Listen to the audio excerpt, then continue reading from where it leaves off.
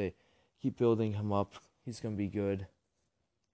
Yeah, so the Wyatt's reign will end, the Usos' reign will end. Wyatts will become new champions. Hey, maybe at the end of the night, Bray might win the World Heavyweight Championship one. All three will have the gold. Just like I thought one day the Shield will have them. But that will never happen now. That was kind of random. I don't know. It's getting late. But yeah, again, for like the last time, I'll say the Wyatts are going to win. Alright, let's see. We'll go from the Tag Team Championships to the Divas Championship match. Paige versus Naomi, which the build-up included some really terrible commentary from Cameron. Oh my god, that was unbearable on Raw last week. Someone please tell her to shut up. She literally made me sound so much stupider. I can't remember any specific lines, but I seriously wanted to kill myself there. Oh my god. I know that there's going to be some sort of screw job. Not really Montreal screw job, but you know how Cameron's going to get interfered in the match and stuff. Bad part is that I feel like Paige and Naomi can pull off a pretty good match. Naomi's pretty good wrestler. She's really athletic. Paige, same thing. Paige is a better wrestler, but I mean, they both are capable of putting on a higher than average divas match. Maybe the best Paige match since she got promoted to the main roster. Who knows? Who knows when Cameron's gonna fucking interfere and ruin everything like usual. Someone's gonna win by DQ. I don't know if she's gonna go after Naomi or Paige. Paige is the champion, but Naomi's her partner who got the opportunity instead of her. I'll say she goes after the champion. That means Paige will win by DQ. So that's enough about that one. Then we actually have 2 Divas matches tomorrow night on Money in the Bank. The next one, Summer Rae versus the newly 37-year-old Layla. And then Fandango is a special referee. Did you guys know Layla is 37 years old? Jeez, she could pass for like 24, 25. It's crazy. She's been, she won the 06 Divas, what's it called? Whatever. 2014. Probably 8 years she's been with the company. Probably take off 1 year for that ACL surgery, but still, that's a long time. That's probably one of the longest tenured divas ever. 8 years. That's a lot for them. So, yeah, she's been there for a while. This feud's just been really stupid.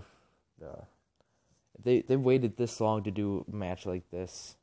I'm pretty sure it was during WrestleMania weekend where Summer started doing the tweets and stuff against Fandango and Layla and everything, and now they finally have a match. I think part of it's because Summer was doing I don't know, was it the Marine 4 or 5, some shitty WWE Films movie. She was gone for like a month, I think, but yeah. And then past weeks, I think Main Event and Raw had where they each got like milk and flour and a bunch of other crap just thrown on them by each other. It's been stupid.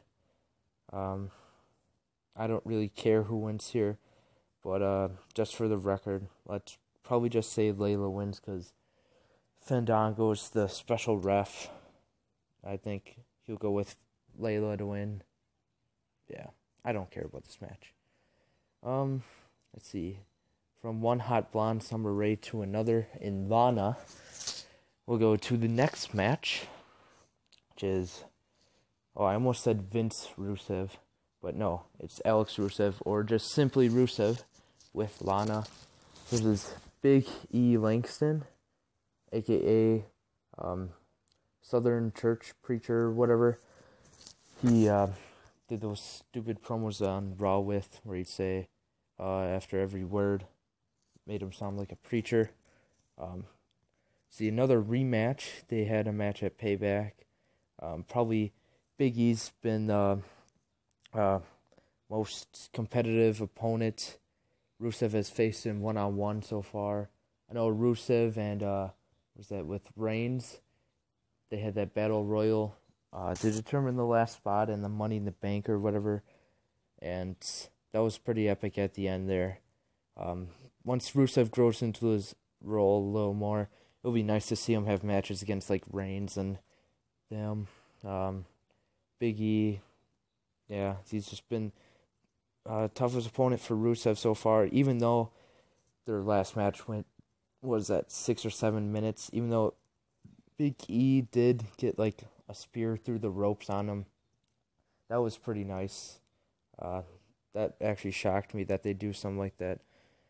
But I think Rusev will crush in this match. Lana will play her role perfectly. She'll stay beautiful and everything. So, yeah. Rusev crushes, Rusev smashes, Rusev wins. Streak goes on. He's probably like 100 million in Bo, as in Bo Dallas. But, yeah. I don't think Bo Dallas is in a match yet. No, I don't think so. They'll have a segment with him. Let's see. Last match on the mid card or undercard, whatever you want to call it. I don't know what order these matches will go in, but we got Rybaxel versus Stardust and Goldust. Let me just say that Stardust is, I really don't like it. Not a big fan of it. I feel like he's too similar to Goldust. I know that's what they're kind of trying to play, but it's just not working for me. I feel like Stardust or Cody should be kind of like purplish, silver, black. It's any of those colors instead of just trying to go with the gold and everything, gold and black, and then like the red contacts in or whatever the hell he does. And then blowing the stars like he's Alexa Bliss from NXT. That was weird. That didn't get me creeped out like Goldust does. That got me freaked out. I don't know. That just seems pretty fruity. Yeah. I just don't like it. I hope they don't go with it for a while. It just feels weird. As a new fan, if I were a new fan coming into it and everything, I would say, fuck this. I am not watching this show anymore. This show is gay. Like Darren Young. But that's just my opinion on the Stardust gimmick. I just don't like it. They've been winning matches, though. I think Stardust has been in 1 or 2 matches. They started winning that ever since Cody went from Cody Rhodes to Stardust. I see on Twitter, people are saying, oh, let's just get Dusty Rhodes, make him polka dust or whatever. That was pretty funny. And then they photoshopped a bunch of polka dots on him. Yeah. Let's see. I feel like in a few months, I don't know if it's by SummerSlam, but they'll start to break up. And then Stardust and Goldust have their feud come to an end at some point. I really hope they don't drag this out till Mania. They could have definitely done it at Mania 30. Yeah, they definitely could have done some at Mania 30. I guess they wanted Goldust for a while. I'm pretty sure for a while, Goldust and Cody Rhodes were just jobbing out like crazy. So they wasted that time with them. Now I guess they're getting their time to develop storyline with them. Then eventually just break it up. Just start of Cody Goldust feud.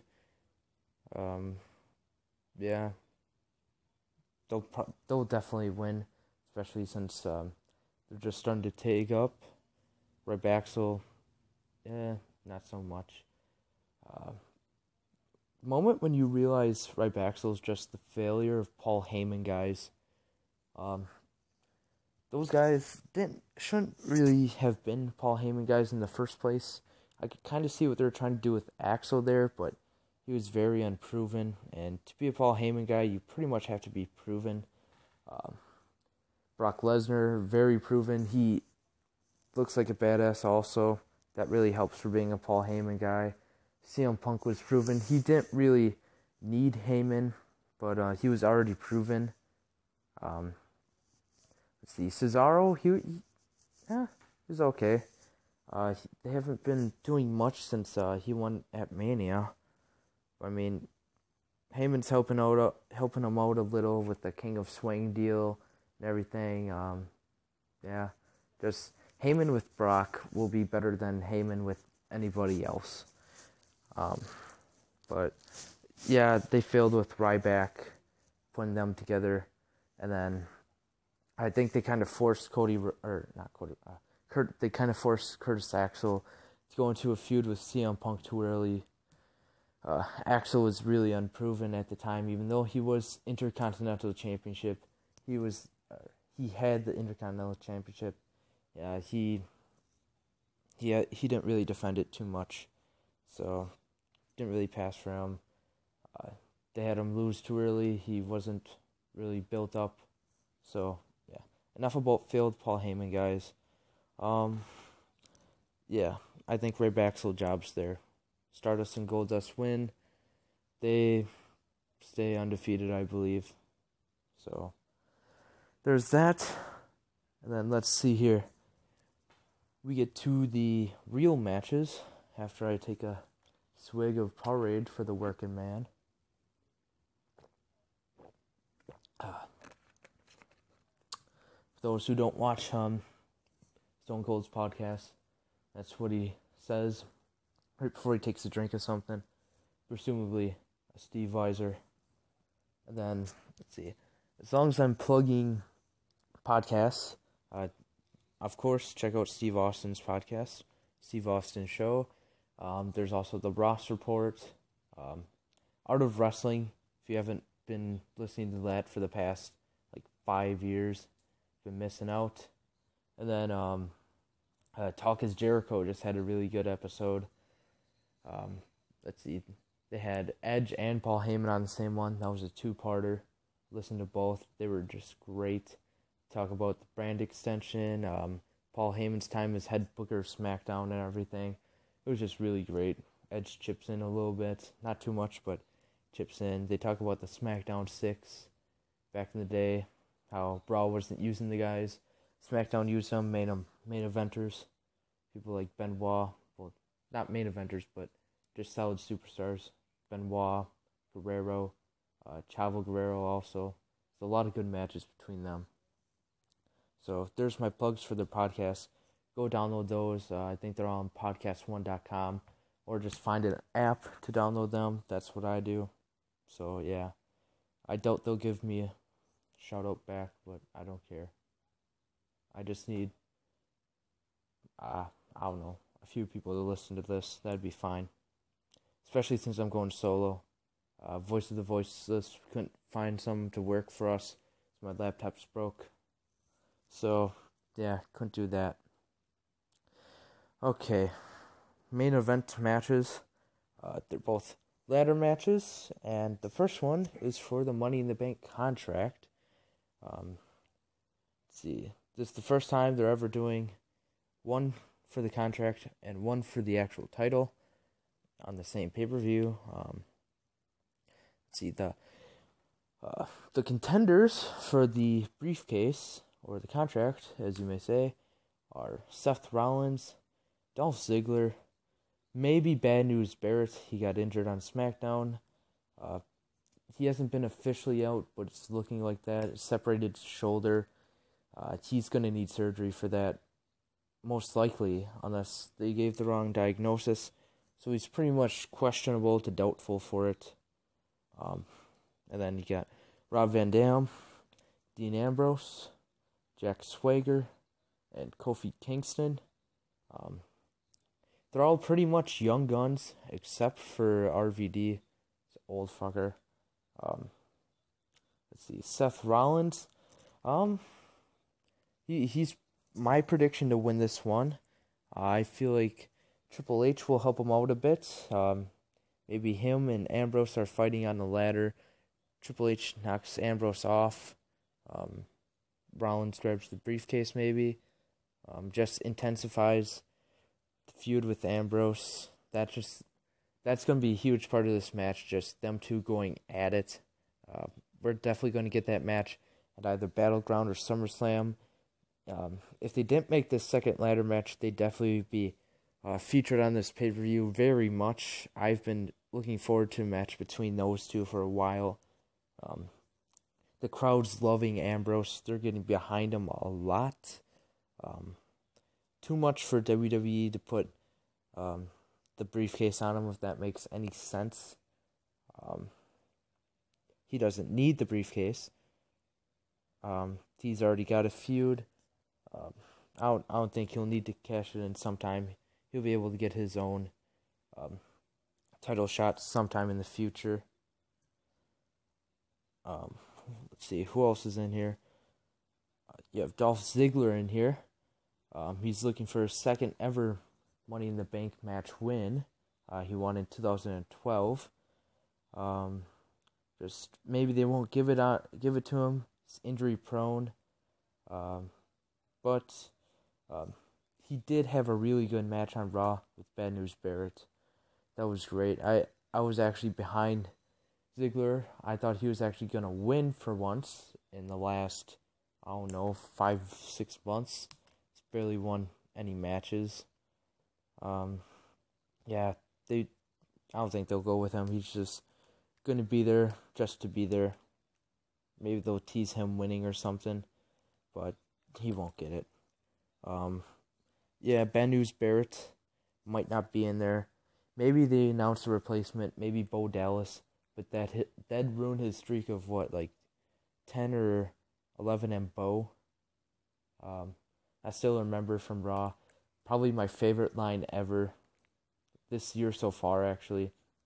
It might be better than my 2013 one, but so far in 2014, my favorite line is when Titus O'Neil smacked the microphone out of Bo Dallas's hand, and Bo Dallas goes out of the ring, picks it up, just casually goes on the mic and says, "Silly me, Mr. Butterfingers."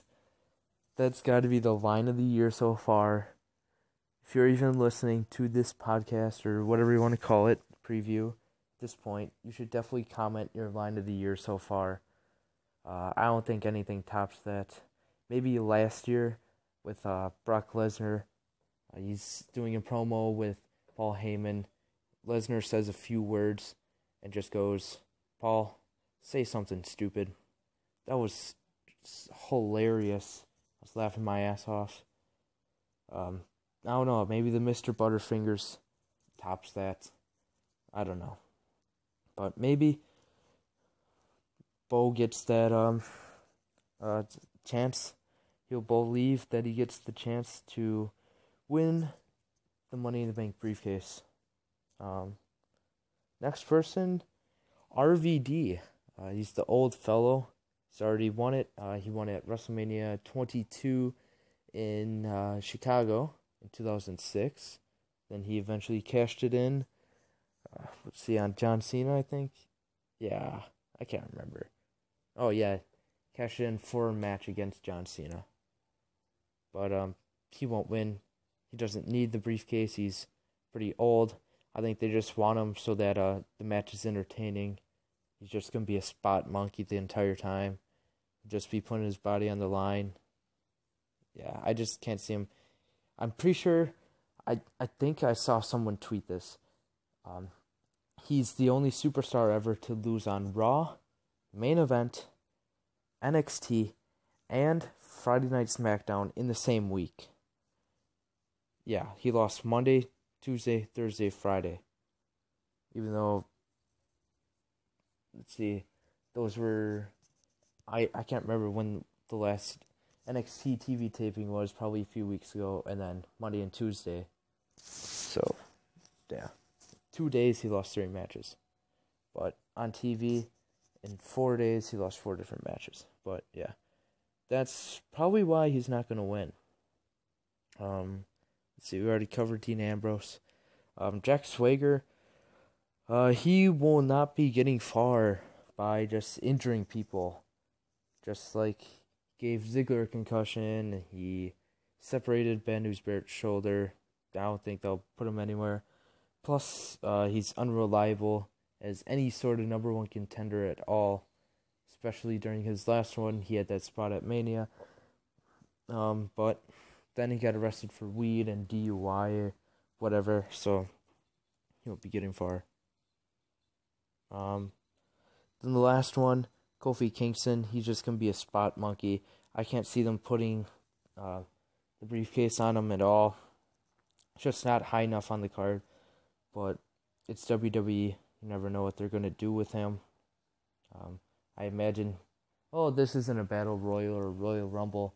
He's going to have to do some off the ladder this year. He's not going to be able to do the goofy spots he always does. So I just went through all of the contenders right there. Like I said before, Rollins and Ambrose, that will just be big selling point of the match right there. That's pretty much what I'm looking forward to out of the match. And just like the usual spots they do in the ladder matches, pretty entertaining. Someone will definitely get injured, especially if Swagger's in there. Can't trust him anymore. Maybe I don't know what just made me think of it. I don't know why I'm thinking of Sin Cara's in the match, but he's not. He definitely shouldn't be. AKA Hunico, though. He's not going to be the one that got injured at Money in the Bank 11. Right when he came back from injury or something like that. I don't know. I can't remember. But that is the Money in the Bank ladder match for the actual contract. Again, I think Rollins will win that one. Triple H will help him. Other people get buried. Rollins. And then the actual main event, we got the WWE World Heavyweight Championship ladder match. That will include Kane, Randy Orton, Alberto Del Rio, Sheamus, the King of Swing, Cesaro. Then got Bray Wyatt, John Cena, and Roman Reigns. Let's see. This will actually be pretty fun. This kind of getting unpredictable. It was unpredictable until a few days ago. I think it was people on Amazon or something put up the SummerSlam poster for some stupid reason 2 months before the pay-per-view. If it's going to be a single person on it, fine. If you're going to have 2 people on it, right next to each other, like they did, that's kind of stupid. A lot of spoilers out there the past with advertising. They spoiled the Batista return and everything with live event advertising. And then now they do this with the DVD cover. They had John Cena and Brock Lesnar next to each other, which can pretty much tell you that they're going to be facing each other at SummerSlam. A lot of things can change in 2 months, but they're looking pretty serious about doing this. I remember around Mania time, everybody wanted Daniel Bryan versus Brock Lesnar, but those plans changed. I would have loved to seen that match, but Daniel Bryan got injured, and let's see. Let's just go through the contestants. Kane, does he have a realistic spot at winning? Probably not. He got in just like the U.S. men's national team for soccer in the World Cup or football, wherever you're from. They lost, but yet they earned a spot in the next stage. I don't get how Kane got that. He just shows up in the main event and he's just there. And Triple H just gives him a spot. I guess because they wanted 8. 7's just a weird number. I don't know. I can't see him winning. I don't feel like he's going to get another title run at this time. Maybe somewhere down the future if they split the titles back up. Maybe give him heavyweight championship run again, then let him retire. But Kane, not winning. Let's see, Randy Orton, never got his rematch from Mania, his title defense rematch. He got stuck in the Evolution and Shield feud, which was definitely worth it. But maybe that's his talking point there. He never got a rematch. He wins. They could have him talk about that on Raw and everything. And then another reason why he could win, just make him a quick transition champion in the SummerSlam. Have a babyface beat him. Maybe Roman Reigns or someone beat him. But that's highly unlikely, I think. Orton, probably third best chance to win this. Next opponent, Alberto Del Rio.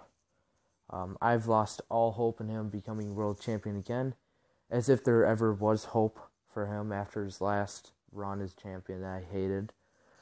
Let's see. I think he's just doing whatever WWE tells him until his contract expires. He's not working too hard or anything. They're not going to put him in anything too important. I think there's an understanding backstage that once his contract's out, he's going to retire. They don't need to build him up or anything. It's fine how he is. He's a veteran. Just let him serve out his contract, then let him go.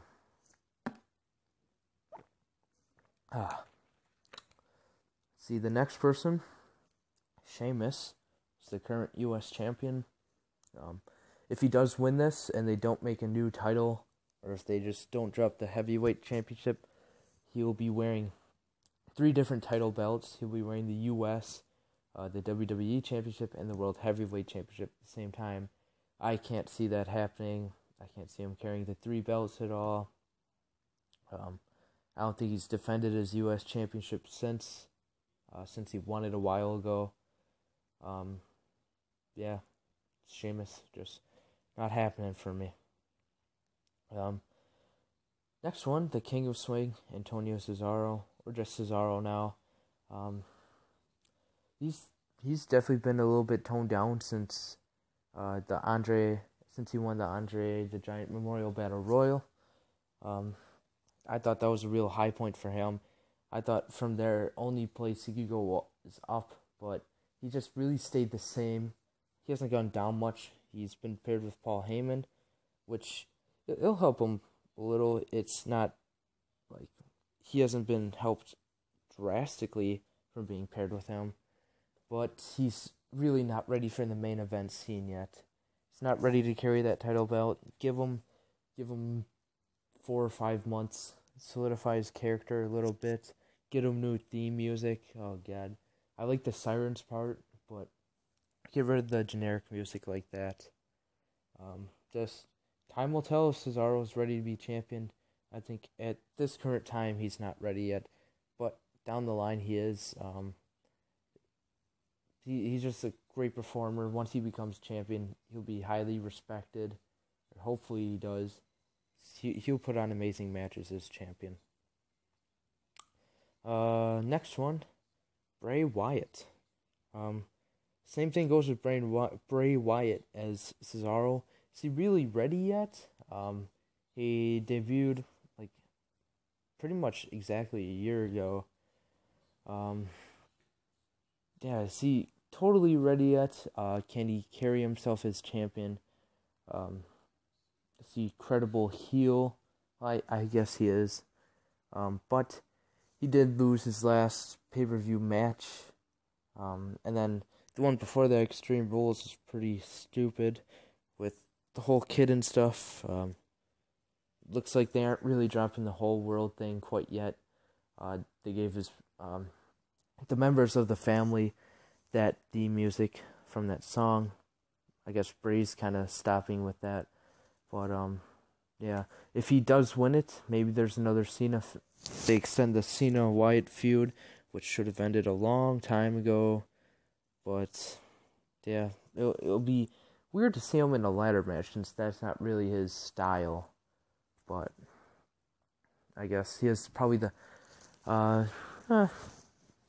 probably the fourth most likely. Actually, third. He's more likely than Orton to win it. And then next person, Roman Reigns. Now this guy's gonna be the second most likely in my opinion. If Cena doesn't win it, Reigns will. Just extend that Reigns versus Authority storyline that they had with the Shield for a bit. Reigns as a face, everybody's loving him right now. Just same thing with Cesaro and Bray. Is he ready yet? He's been on the roster for a year and a half. He's just been developing as a single star. Maybe they'll let him play out as a single star for a while yet. But I could see if Reigns wins. I could definitely see what's his face? Seth Rollins, if he wins that one. Rollins cashing in on Reigns, maybe with even more of a screw job than how Rollins will win it. And then Rollins becomes new champion and everything with the support of Triple H. Then maybe down the line in a few months at like Night of Champions or something, maybe they have Orton turn face because he was supposed to be Triple H's golden boy and everything. And Rollins became that person. And then, yeah, Orton versus Rollins. I wouldn't be mad with that, actually, down the line. But, yeah, the Rollins... Oh, then at SummerSlam, they could do Rollins versus Ambrose versus Reigns. Just like that FCW match they had back in 2011, 2012, something like that. It's on YouTube. Go search it. But that'd be really interesting to see. So, yeah, Reigns isn't really ready for a long title reign. That's why I think they'll have someone cash in on him tomorrow if he does win. And then that leaves us to the last person that I haven't talked about in the ladder match, which is John Cena. Like I kind of explained before with Brock Lesnar. They already released the DVD poster for some reason on Amazon. They took it down though. But they already released the poster for SummerSlam 2014. And that has both Cena and Lesnar on it, kind of like they did for SummerSlam 12? Yeah, with Brock Lesnar and Triple H. I think that's kind of like how it was. But yeah, they're both on it. They kind of spoiled it.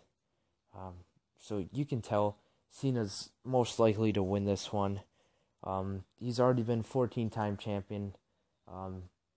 He could just carry it for a month and a half, 2 months until SummerSlam occurs, and then that's when Lesnar can take it, have his huge dominant reign. Then young babyface Cesaro or Ambrose or Reigns can then, if they could take down Lesnar at any pay-per-view at all, they got a new star right there. Yeah, Cena just be transitional champ. Just add on almost up to Nature Boy level, the 16. I feel like he's going to break it. Yeah, he's definitely going to get more than Flair at some point. But there you go. John Cena, it's my pick to win that one. So let's just go over it again. The entire pay-per-view. Usos versus Wyatts. I got the Wyatt family right there, new tag team champions. Paige versus Naomi. Paige will win by DQ. Summer Rae versus Layla. Then with Fandango, a special ref. I don't care, but I think Layla will win.